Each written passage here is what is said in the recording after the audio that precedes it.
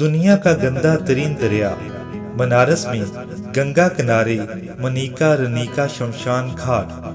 ہر ہندو کی خواہش ہوتی ہے کہ مرنے کے بعد اس کی لاش کو اس گھاٹ پر چتا دی جائے۔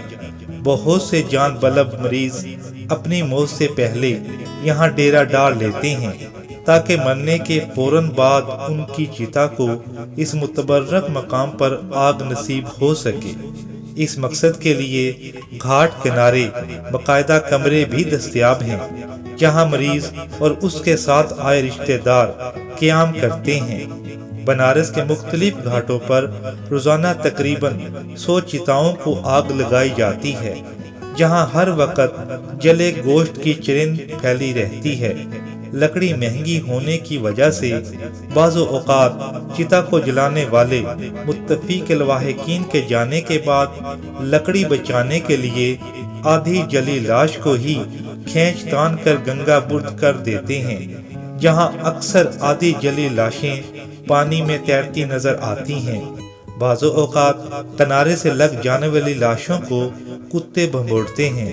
ان لاشوں کی راکھ گنگا میں بہا دی جاتی ہے اور اسی پانی میں یاتری خود کو غوطہ دے کر اشنان کرتے ہیں اور اپنے پاپ دھوتے ہیں۔ اس مقام پر گنگا دنیا کا غلیظ ترین دریا بن جاتا ہے۔ بنارس کے یہ چتا گھاٹ زمین پر جہنم کا منظر پیش کرتے ہیں، جہاں کہیں ارتھیاں پڑی ہوتی ہیں تو کہیں چتا میں مردے کی لاش آگ سے اکڑ رہی ہوتی ہے۔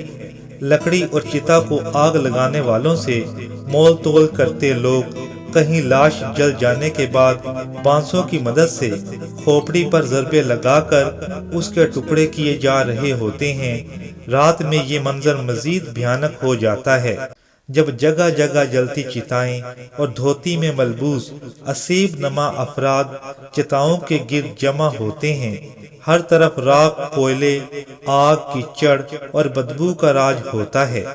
الحمدللہ ہم مسلمان ہیں اور پاکیزگی ہمارا ایمان ہے۔ اللہ نے انسان کے لیے قبر کا وہ راستہ منتخب کیا جسے اس کا بھرم بھی رہ جائے اور اس کی پاکیزگی بھی برقرار رہے۔